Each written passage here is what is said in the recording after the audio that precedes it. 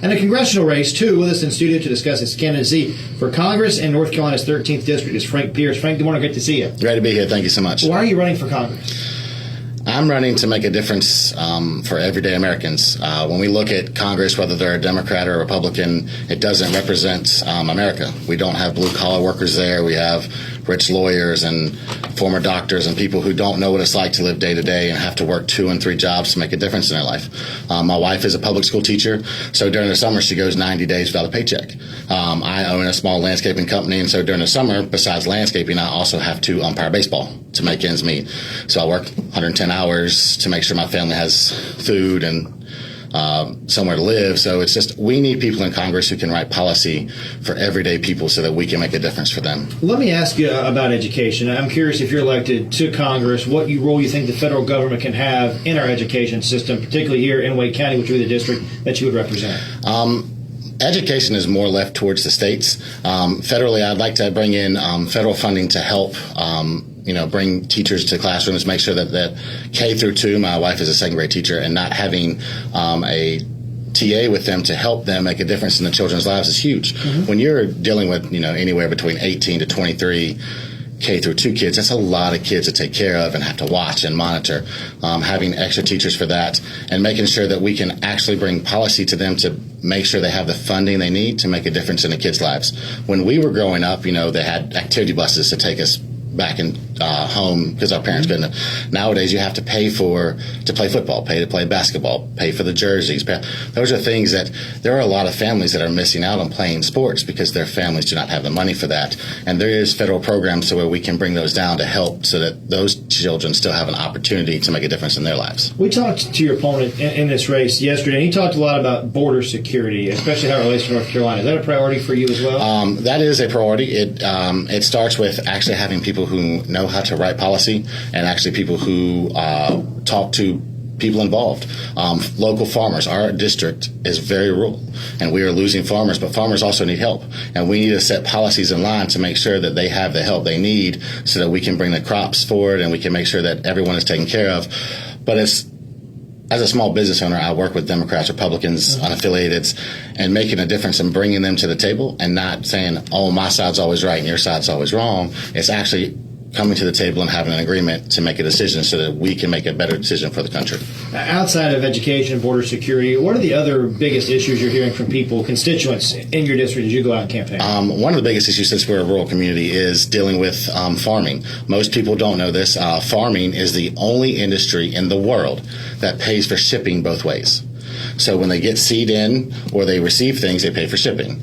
But how the big conglomerates have it now, when they ship stuff out, they pay for it. So when they sell like strawberries and blueberries to U.S. Foods make them pay for the shipping to them. We need to make sure that we set a policy so that doesn't happen, because that also increases prices for us. We need to make sure that local farmers can outsource to schools and sell to them directly, cutting out the middleman, which saves our school systems money, which saves us as taxpayers money. And we need to make sure that we're putting the people first by writing policy to help us. We know that inflation is a huge issue right now, and putting corporate greed in control so that we can make a difference for everyday people. When you go to the store, and as a kid growing up, being as poor as we were, it's tough when you have to go in and say, well, I can buy these 5 things today, but I can't buy those. Mm-hmm. And going home to your kids and saying, oh, they wanted something specific. It may not have been much, but you couldn't buy it because you didn't have it. And being a parent, that is something that is tough to do, but you have to make those decisions because of the money that you have. And we want to make sure in our campaign that we reach out to everybody and learn what's important to them.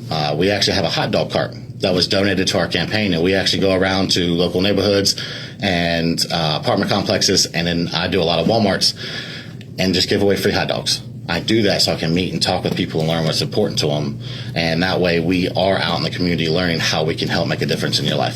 Visiting with Frank Pierce, who's a candidate for North Carolina's 13th Congressional District. This Congress that we currently have now is going to go down as probably the most unproductive in the history of our country. If you're elected to Washington, to Congress, how do you work across the aisle to get things done for your constituents? I think that starts by your staff. So right now on my staff, I have a Democratic campaign manager, I have a Republican campaign manager, and an independent campaign manager, reaching out to all 3 areas of our district.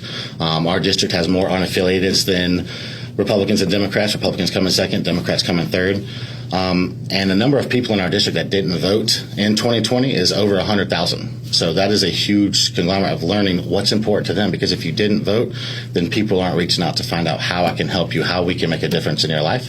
But it's also not having hyperpartisanship and saying, hey, I want to be here to work with you, no matter who you are, no matter what political party you're from, because making a difference in everyone's life will increase everyone's life. And that's our goal, and we want to do that from day one. What's the biggest thing you want our listeners in your district, the 13th district, to know about you? So I grew up in a blue-collar family. I'm a blue-collar worker now.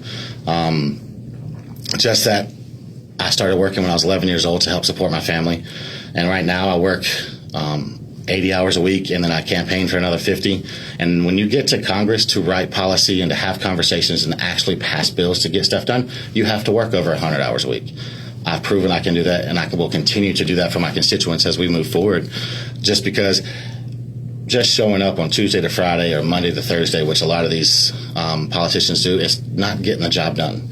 It's actually showing up. One of our biggest campaign things is we will have a pop-up tent every month in all 8 of our counties to help people with FHA loan paperwork, getting money to put kids in child care, because if you make under a certain amount, there's federal help for that. But navigating the paperwork and helping them get stuff done so that they can have things. Wake County is a big county, but most of my counties are small and rural, and they don't have grant writers on staff. I will have 2 grant writers that specifically stay in North Carolina to help my local municipalities write grants so that they can bring federal money down to stop raising taxes on my poor areas that want to have parks and better schools and stuff like that, but bring the federal money down so that they can stop increasing their taxes and they can actually have wealth in their own communities. Where can people go to learn more about you and your campaign? You can go to our website. It's frankpierceforcongress.com. We have received lots of endorsements between CARE. There's a new group called Moms Rising. They wanted to mom the votes, them. Reaching out to any of the organizations that endorse us, but give us a call. When you look at our website, the phone number that comes to us actually comes to me, because I want to personally talk to you. If I don't answer, of course, I'll call you back. But it's so you know that you have someone in Congress that you can reach out to and is not afraid to take your call, no matter what political spectrum you come from. It's because I want to know what's important to you and how I can make a difference in your life. Frank Pierce is running for Congress in North Carolina's 13th Congressional District. Thanks so much for being here this morning. Thank you. 8:30.